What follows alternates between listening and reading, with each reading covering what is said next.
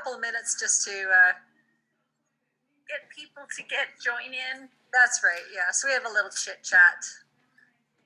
Here we go. Oh, the sun is shining today. Oh, it's beautiful. Oh, in Edmonton, it's really nice. It's about 12 degrees right now. The sun comes in and out, but it's not snowing, so that's okay. Right? It's crazy weather we've had. Honest to goodness. That's the so truth. All right.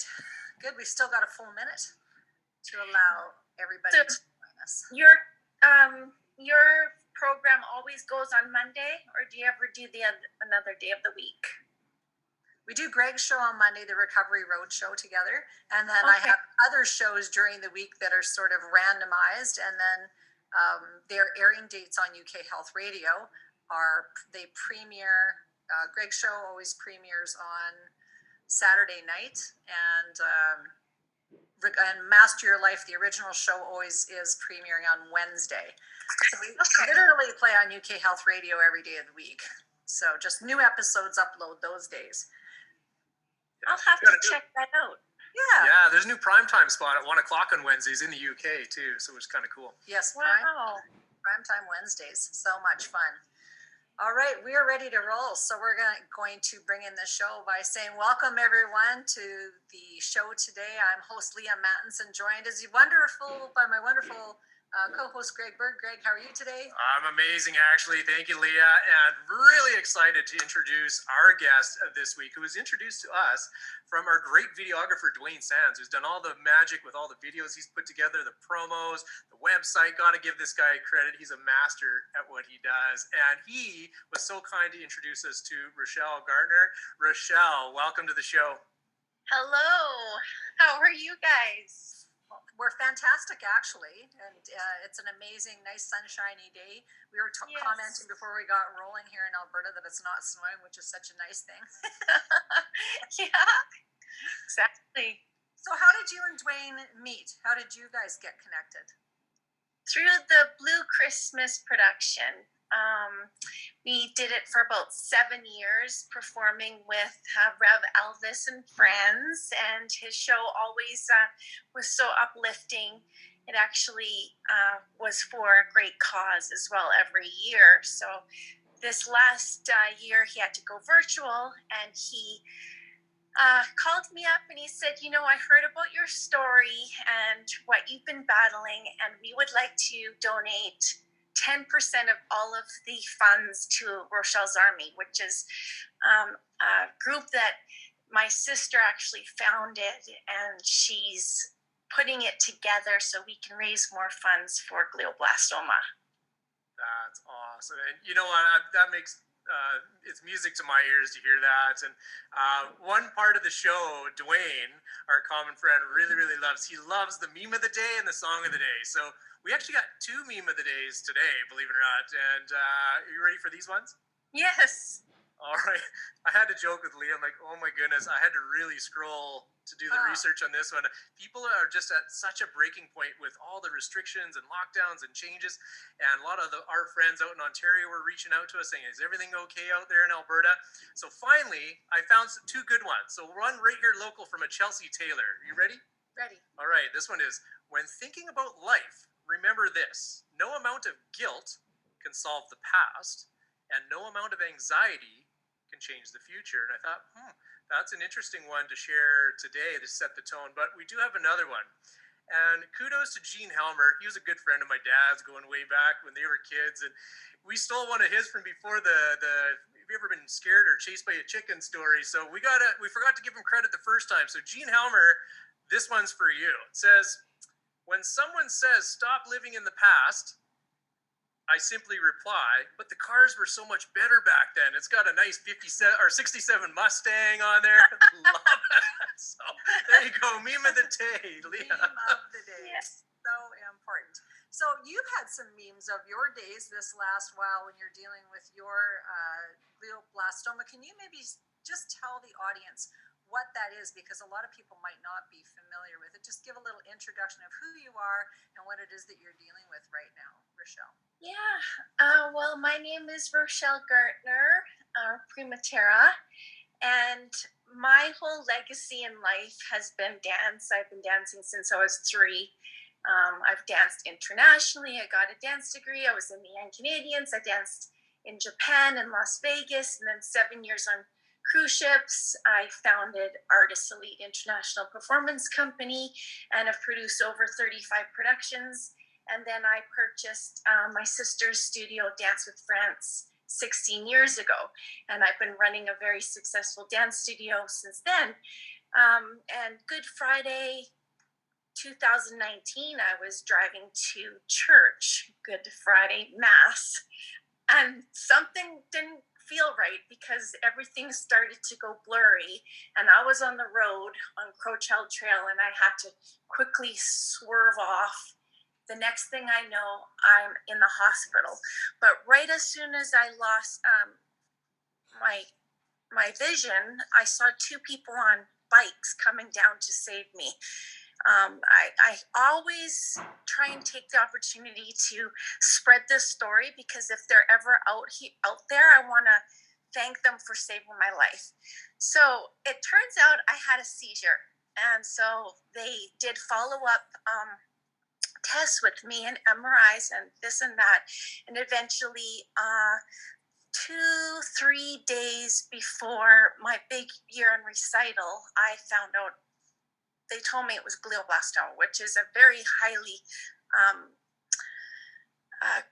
fast-growing brain tumor. It's one of the most deadliest brain tumors. And if you know 𝑸𝒖𝒂𝒃𝒍𝒆 from the 𝘼𝒗𝒃𝒃𝒍𝒆, he actually made this more popular for the mainstream because he had the exact same thing. And I remember in 2014, I was watching TV, and 𝑸�𝒂𝒃𝒍𝒆 was on CFCN or whatever. He had an interview about this disease, that he had been through 2 surgeries and radiation, but he's still going to proceed on with this awesome production.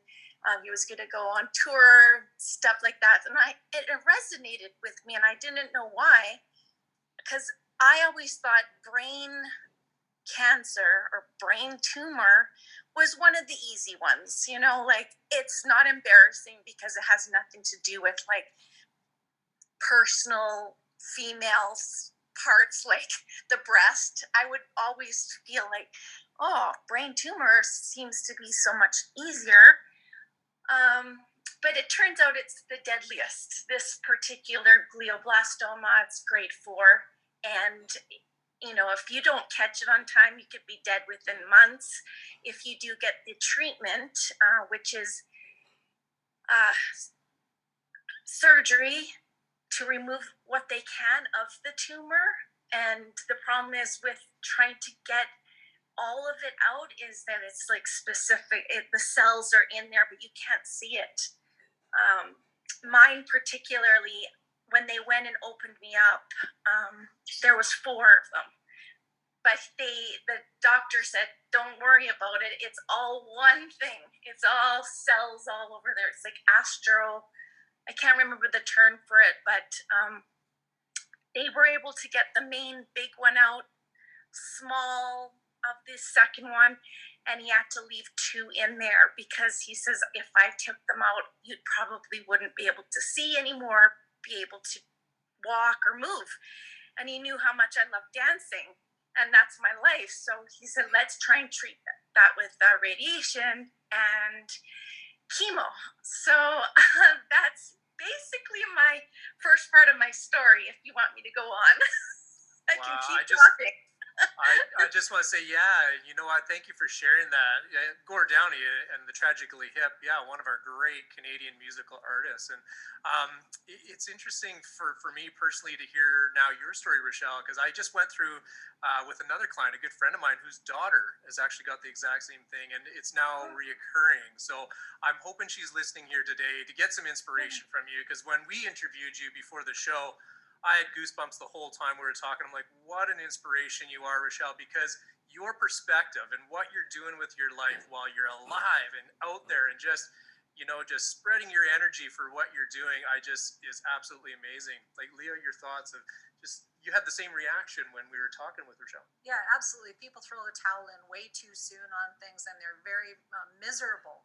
And so part of we all have a choice about how we get out of bed every day, whether we're suffering with something incurable. And this is the funny thing is, I hate to tell everybody, but we're all on the same journey anyway. Like, this body is mortal and it does have an expiry date. It's just sometimes it's much more dramatic. Yeah. Or that we kind of know what's coming. So we've not been really taught very well how to manage our physical body and understanding our mortality. So that's why we need people who are inspirational, who go, you can be happy, you can have a successful life, even in the face of incredible challenges and incredible odds, right? So yeah. And that's why I wore this shirt today. It says inspire. Now I can't read it. Inspire others every day. And it's like, I just looked in my closet. It was the first thing I saw. I read it because I haven't worn this in like 2 years. And I was like, this is the shirt I need to wear. Yeah, well, you know what's so cool? How inspirational you are, Rochelle, is when I actually blasted out our meeting that was going to happen today across social media, just to see some of the supporters you have in your life and some of the people you've been actually able to inspire with your dance and with your performing. And I got to share with everyone why you're still walking around is very, very important. You shared with us that you have to keep active, you have to keep that physical movement going, and how important that is. If you want to share with the audience and the viewers and the listeners how important that is to you and why that is. Yeah. Oh, definitely. Like, for my brain, I, sometimes am insecure now because after the surgery, I forget words. I can't remember. Like, either I'm on or I'm not. I can only go for a few amount of hours before I need to just chill out and rest, because people don't understand how overstimulated my brain gets. And unless I'm like relaxing, it and giving it what it needs, it's hard for me to speak. And the reason why I'm walking in past, because it's getting my brain going to like know what I'm trying to say. Like, the speaking isn't definitely I'm sure it sounds okay to people, but I get frustrated when I can't find the word that I want. So yeah. Well, brilliant strategy. So it's a good one for people who are listening, who are not only trying to achieve things when they're dealing with other brain issues, dementia, Parkinson's, Huntington's disease, ALS, like all these neurological, CET, like even traumatic brain injuries. That part of the way of serving yourself is staying active. And also, what are some other things you do? Do you sleep? Are you conscious about how much sleep you're getting? Those kinds of things? Yeah. When I was going through treatment and having the chemo and the radiation, I actually was sleeping really well. I was really surprised. But now I'm off the chemo for about 5 months now. And my sleeping is the anxiety and the strange sleep habits is starting to kick in. And I went through this really bad month last month where I'd get up every night at 4 a.m. And I was like just wired. My brain was thinking about every single person I've ever known in this lifetime, everything I did that day, everything I have to do. And I couldn't, I was so frustrated. So sleep is very, very important.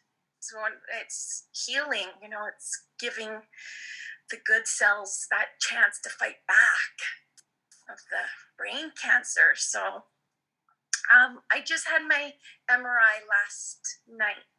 So this is probably number 20 MRIs. At one time, the first year I was going every month for MRI. Now they're doing it every 2 months so they can see more progress or more details of the 2 tumors that are left. And last time it was good. It was the same size. And I think that is truly because of my positive attitude, my physical activity, and that's dance. I didn't stop dancing. I kept going.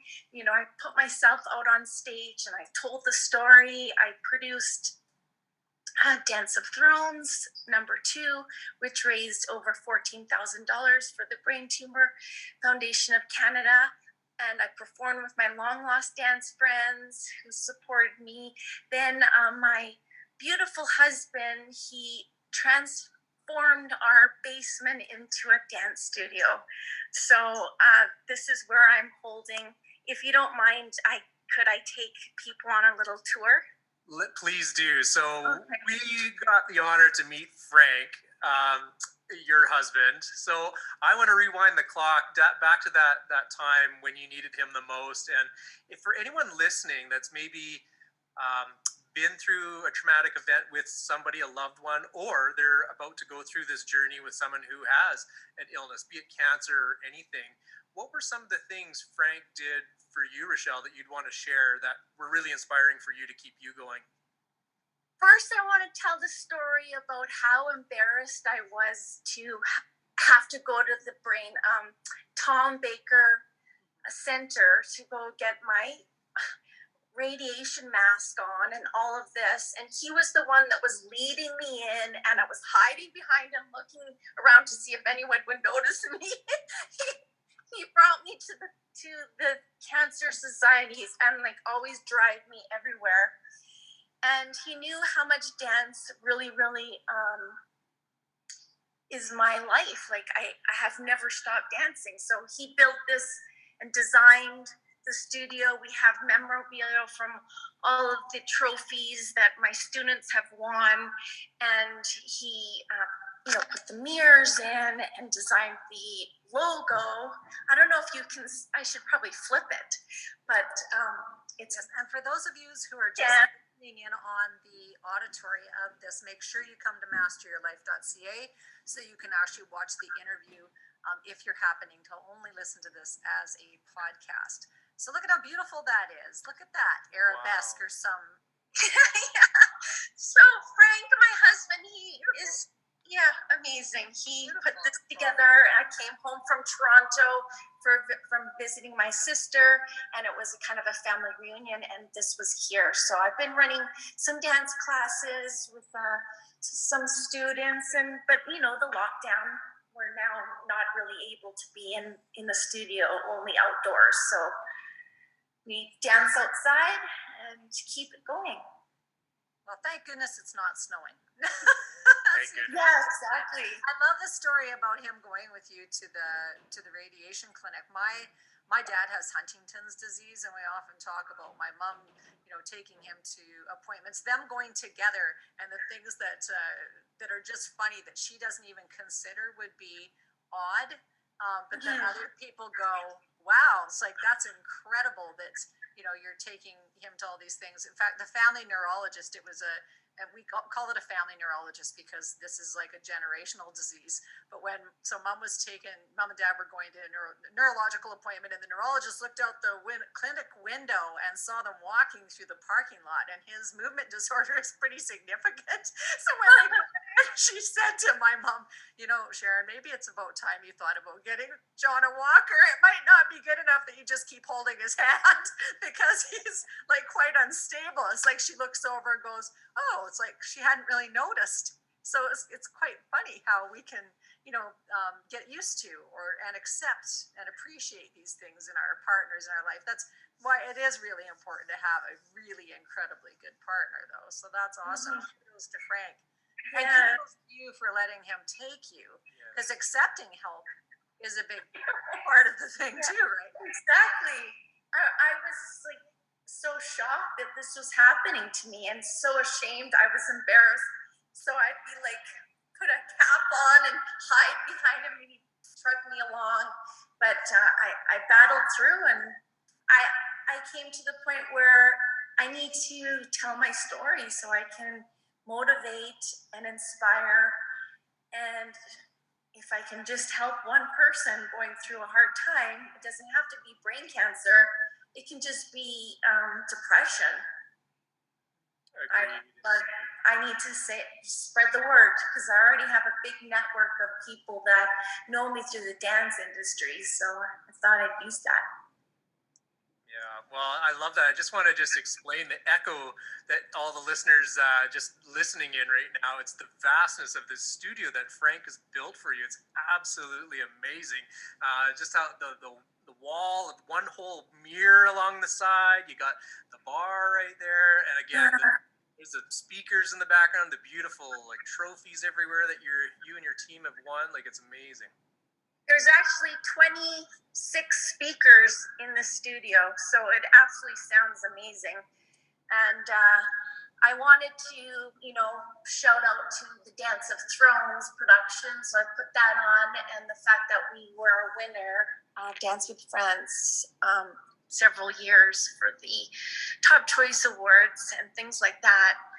I come down here, I just look around at the memories, and it's just so heartfelt, and I'm just so happy with how much I've been able to do in my life as a dancer all over the world. So the fact that I got this disease, I can at least say I've lived a full life of what I truly was meant to do.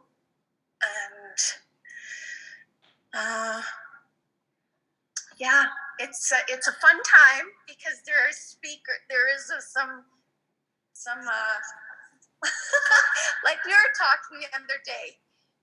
If you know you have a deadly disease, why not just live it up full on, like every day? Just be happy if you can, and laugh and party, because you know what, no one knows when the last day is going to be.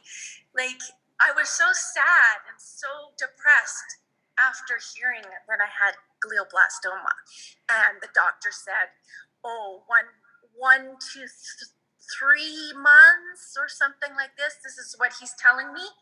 And I said, in my mind, I'm like, there's just no way. I'm not going to listen to that. I'm going to live it up to the fullest every day. And it doesn't matter if you have a full bill of health. Just, we never know when our last day is. We could be walking down the street and someone could come hit you. And after listening to all the deaths in the last year, through the death,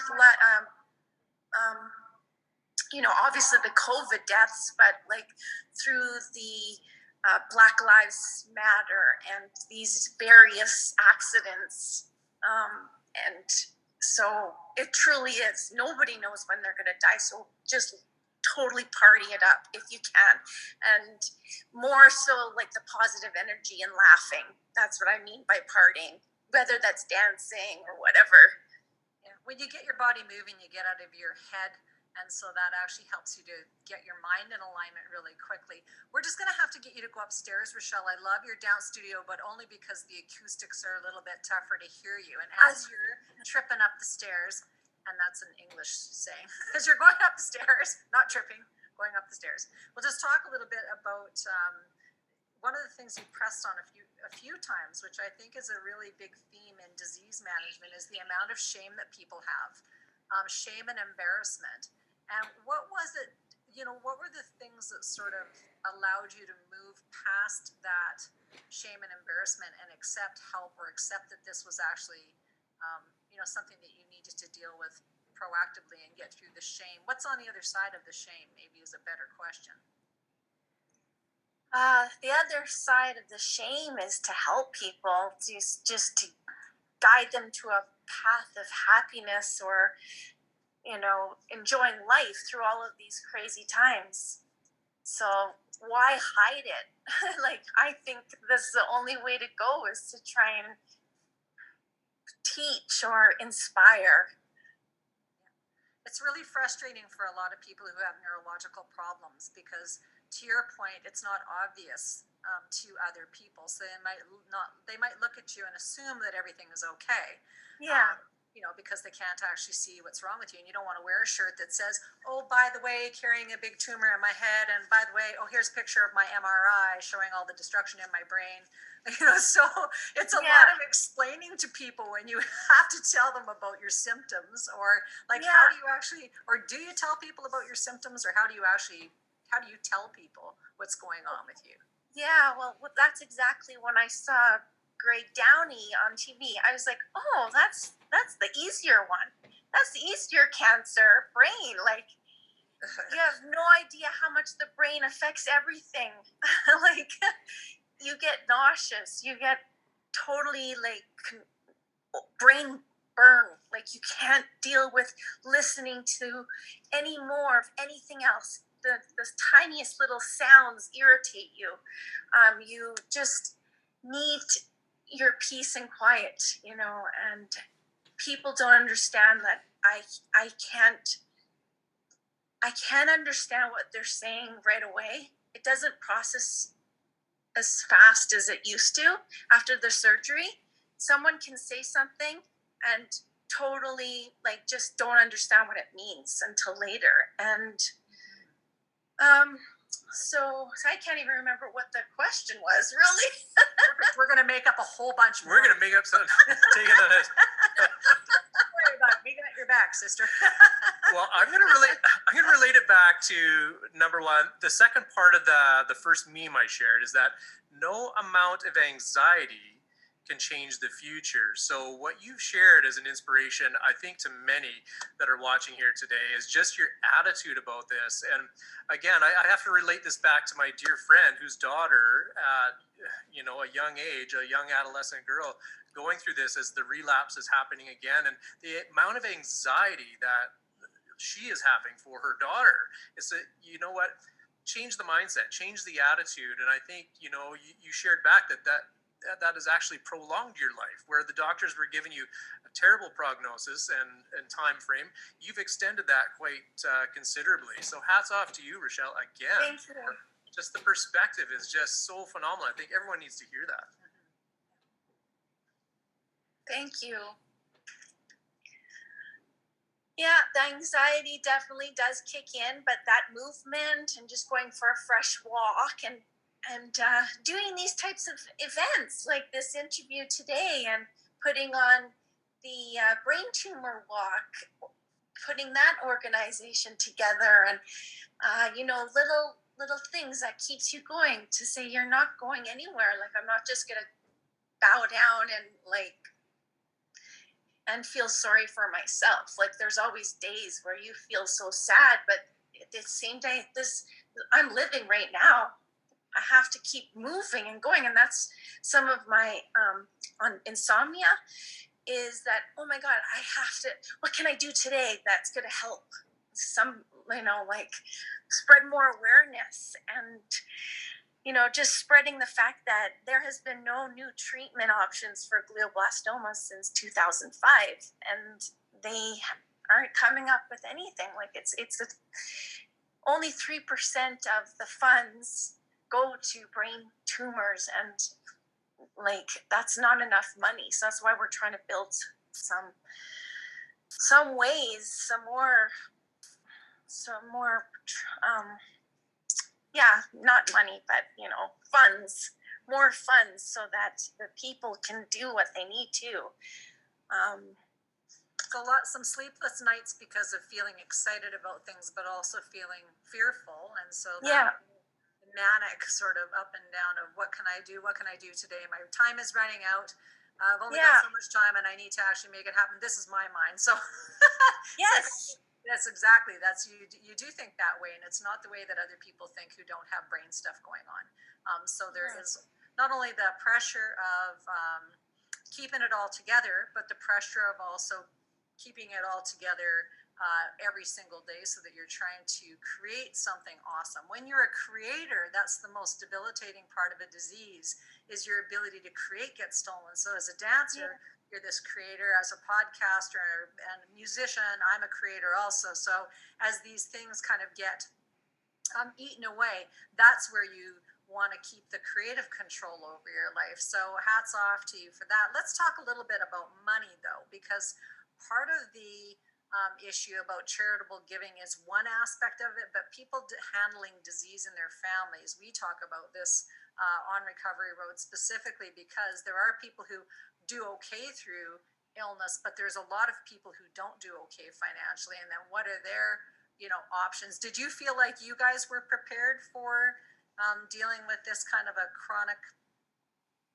disease, or how did you guys handle it? Yeah, I mean, we're okay, but the thing is Frank couldn't really work all last year because he was taking care of me. So he gave up some really amazing jobs. He's in renovation and stuff like that. So in that aspect, that was too bad. But I also am glad I chose the treatment I did because it was covered by Alberta Healthcare. The one that I was considering was in Houston, and that would have cost me about $250,000. And if the treatment didn't work, I would have had no way of coming back and doing the original treatment of radiation chemo because it wouldn't have worked, and the tumors would have grown so fast. So financially, I'm still, teaching some classes to make a little bit of money on the side. But with the whole studio business, it's kind of not happening right now because the kids aren't allowed in, the adults are not allowed in now. Right. Yeah. So two self-employed people, business owners, dealing with illness. So maybe I'll throw that over to Greg just to ask him. You brought up a really important number there, and I'm just going to ask you one question to clarify. You said $250,000. Is that Canadian already converted, or 250,000 American dollars? American. So tack on another 20%. So why I bring that number up is there is an insurance that you can buy that protects when someone suffers life-threatening cancer, which you've got, that pays out a lump sum. What I'm finding, though, they call it critical illness insurance, is that people aren't getting enough. The advisors that are out there, even the ones I'm coaching out there, we have over 900 in our firm, is the most common number I've been seeing is $125,000. So my question is, if you had an amount that you can get where it paid you $250,000 or $300,000 so that you could go get that treatment, would you? And I'm going to ask you the question quite bluntly, Rochelle, would you do it? Yeah, I would. I would spend any amount of money if I knew that it was going to save my life. I just don't know. There was not 100% guarantee. And there is another clinic we are investigating as well in the US. So I'd have to spend that type of money. But currently, I am just holding on and crossing my fingers that this tumor is going to stay the same and for as long as possible. And I thank you for answering that question, Rochelle, and why that's important. This is almost kind of going out to all the financial advisors out there that offer this counseling to clients and this type of insurance is you make sure that your clients are not underinsured. And that's a big lesson here. And we can sit there and we talk about it until we're blue in the face with certain clients and even with advisors telling their clients. But I tell you, when you hear stories like this that put it into perspective, this is where you could have needed it the most. And again, I thank you for sharing your perspective on that, because we had another guest on the show, Teresa. I know she's listening right now. She's a dear friend of both myself and Leah. And she said the plea out there is if you can get the insurance, go and do it. And then Leah shared her perspective is now she can't even get the insurance with the diagnosis. So again, it's the insurance is there when you can apply for it and qualify for it. So Leah, your point on that, how frustrating that was for you with the whole insurance angle. Oh yeah, it's ridiculous. But then, so I just since the dawn of time in Canada, there's been no anti-discrimination law against genetic inheriting certain diseases until about the end of 2017, and then finally there was a bill passed here to allow the insurance companies to not have genetic discrimination any longer. But when you've already got these things in your family, they can test for Huntington's disease. There's not very many diseases that they can actually test for, but HD is one of them. And so they preemptively said anyone who has HD in their family can't get insurance. But not only can you not get insurance, you can't then get a mortgage because you can't get mortgage insurance. So people would look at me and go, "Oh, you're making that up." I'm like, "No, I'm not making it up." But seriously, there is no coverage for anyone. No, seriously, it is absolutely that ridiculous. So since 2017, end of 2017, the insurance companies can no longer do that. However, because I'm diagnosed with something, and in our family, they will ask the question and it's on a lot of insurances, is there Huntington's disease? Have you ever been asked, have you ever been consulted for having Huntington's disease in your family? And so you have to answer yes. And so there's lots of times where you're preemptively just not allowed to operate like the rest of the population. So that's, it's been very good though, because when people, I have a really good understanding of actually how much it costs to take care of your health. So I just go, man, somebody's going for that treatment, it's going to be, oh yeah, 200 grand. And people look at me in absolute disbelief like I'm making it up. With addictions treatment in the US, it's $30,000 a month for a low kind of grade addictions treatment program. $25,000 a month US. Yeah. Very, very expensive. And as you pointed out, in last year, there's been lots of people that have died because of COVID. There's lots of people who are lining up to die because of addictions now, because of being home, because of not being able to move their bodies, et cetera, et cetera. And not to get too far off into the weeds, but that's what the point of having a good financial game plan is, and why having discussions with your partner about these things is so important. Like, good for Frank for talking about these things, and him being such an avid fan of yours. I mean, like you cannot buy that. That is priceless, absolutely priceless. So as we see so many people, relationships being decimated in the last year, relationships, stability, the ability to breathe, openly breathe air, and to get together with one another and hug one another, and that human connection piece is so important when you're dealing with illness, never mind when you're just going through day-to-day life. So you probably had a lot of insight that was very helpful to people for getting through struggles. Did you find yourself talking to people about mindset this past year? Yeah, I guess so. Yeah, I guess mindset, like just to be positive and things like that, for sure. But it's not always me that's the positive one. I get it. A lot of support from my family and friends, and Frank is always keeping me laughing. So I'll be having a tear come in my eye, and then he'll crack a joke, and then I'll get back to my positive thoughts. There's something to be said about laughter is the best medicine, right? Yeah, definitely. I want to talk about again, Frank. Again, thank God you had Frank in that situation where he stepped up. He took time off of work to take care of you and to be with you and to just help you through that journey. I do want to mention, because a lot of people don't know, and even a lot of advisors don't know, there finally is an insurance company in Canada that bucked up and made a new type of coverage. It's a rider to a traditional disability insurance type of plan that actually is called a family compassionate rider. So even though you're going through the journey of cancer and Frank's right there at your side, this policy actually pays him for the time off work, a certain amount per month, to at least offset some of that income that's being lost. So I want everybody to know about that. And now across the globe, in every country, a lot of these insurance are seeing that example and benchmarking against it. So hats off to that company.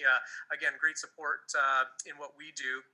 And again, Cousin Ben, I got to hats off to Cousin Ben Fortier. He's one of our #1 guys, and he's out there talking about this stuff all the time and making sure his clients are taken care of. So I do want to share that. If that comes as a surprise to you, as it did for myself when I first heard about it, and all the advisors even listening and tuning in today, yeah, it's out there. And we got some of the best advisors to make sure that that type of policy, that type of coverage is there to offset that risk. So again, it's an ever-evolving world. I guess the theme to that is, working with an advisor can really help you in a situation, make sure that you're covered. Because again, some people are far less fortunate with income being as tight as it is this year as compared to other years, and you throw a COVID curveball in it, throw that in the mix. Again, it can be very challenging for the best of us. Oh yeah. So what's the most uplifting thing that you've been working on in the last 3 months or so? Well, we are preparing, if it's possible, to do the brain tumor walk on June 27th. So I am preparing choreography to perform outdoors. Yeah. And I got myself into scrapbooking a little bit. Put this binder together. This is of the last brain tumor walk. And my sister-in-law gave me all of the little, stickers. And can you guys see this? Oh my God, it's been of me. It's been of you. We didn't see it. That's okay. You'll have to describe it for all the I listeners. thought it was, see, this is of the brain tumor walk, and I put together this booklet. And she gave me all of the little nooglies and the things to put together. That's my brothers and my sisters, and I'm in the center. And there I am. So that's been what I'm kind of looking to for the next big project, is the brain tumor walk on June 27th. And is that a worldwide global event or just a local event, Rochelle? Just Canada. Canada? Yeah. Very good. The Brain Tumor Foundation of Canada. Very good. I'm sure everyone can look up their foundations in the land wherever they are living to see if they would like to support or find out more about brain tumor. And this is an important topic, I think, also for people to be able to check out some of the other interviews that we've had. One in particular with Tim Dixon from Therapeutic Solutions, because they actually have a product called 𝑸𝒖𝒂𝒃𝒍𝒆 that helps with building immunity and with improving natural killer cells. So those NK cells that help to help people when they're going through cancer treatments. So I don't want to speak too sciencey on this interview, but just for people to know that there are products that they can take to help either preemptively create an immune system that's rocking, which is awesome, or post when you're in treatment, that there's things that you can take to actually make the treatment more successful and not only survivable, but you can thrive through treatment, right? Yeah. Well, I've been trying to not eat sugar, and I eat way up my vegetables and fruit. So I think the sugar has really helped me. Hopefully, it's given me more energy without sugar, and just having all the different colors of the vegetables in your diet. Yeah, that's a good way to describe it, actually, and a good tip. One more thing you wanted to bring up is, again, the way your hair has grown back, because you obviously had a lot of hair loss in that. So you've got your hair down one side, and how your hair is growing back on the other. Yeah, you want to just, there you go. This is all regrowth of hair, and it all went where the radiation circle was. It all went bald. I lost all that hair, and it's coming back, so I'm very excited. Very excited. I thought it was a COVID haircut, Rochelle. No. Although some people, when I was teaching dance class last week, the girl said, "Oh, Miss Rochelle, I love your hair," because I had it down. And she thought this is just the new funky way of wearing it. Exactly. You started a new trend. Yeah. 100%, for sure. So were you surprised by the amount of support that you've gotten? Who's been the biggest supporters of you for this journey? Immediate family and friends, definitely. Michelin, my sister, has really always been just checking in every single day and driving me to places and helping find Rochelle's Army, and being in contact with Dr. Kelly from the University of Calgary, who we're going to be donating to. So she's just it's everyone, really, because everyone checks in on me. My mom and dad, they're so amazing.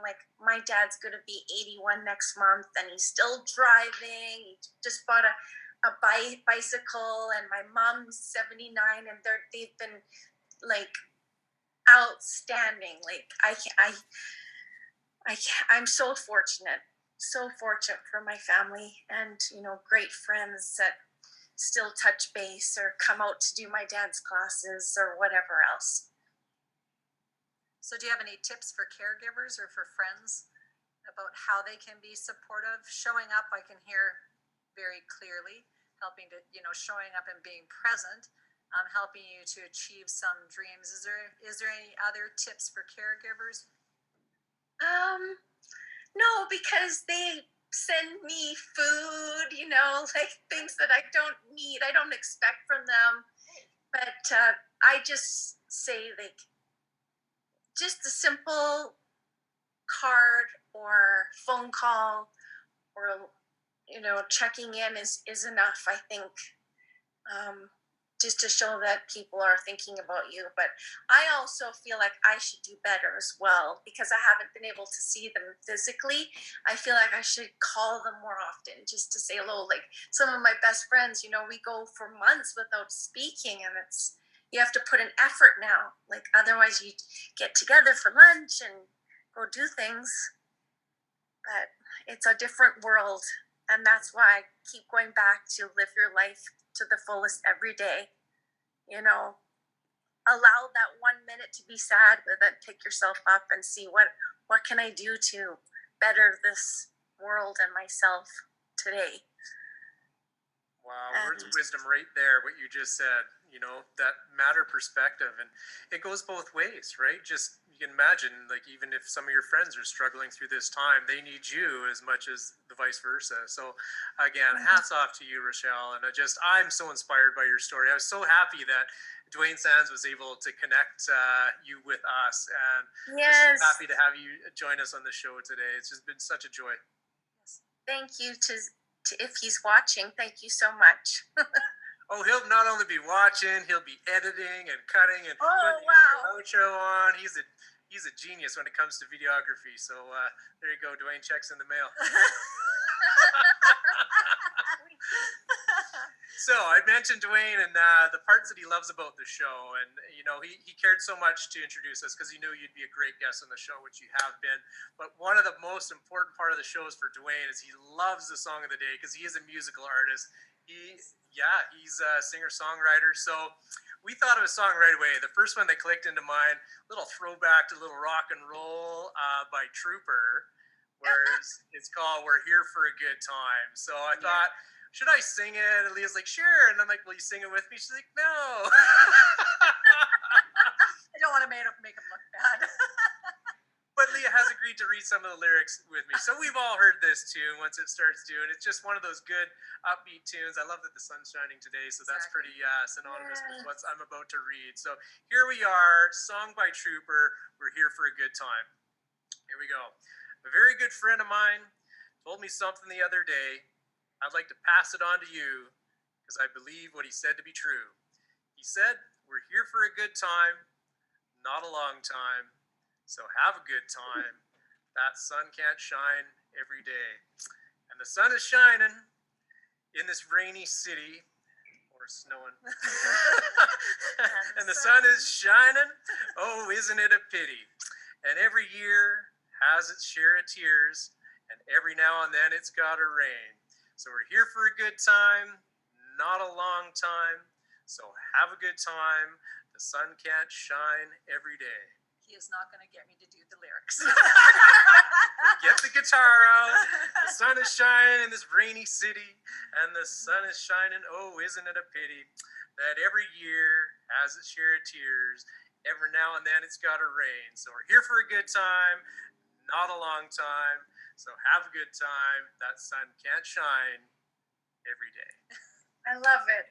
I can hear the song playing in my mind when you're reading it. I bet everybody can. I bet everybody can. That's the power of a great song. So everyone, thanks, Rochelle, for being my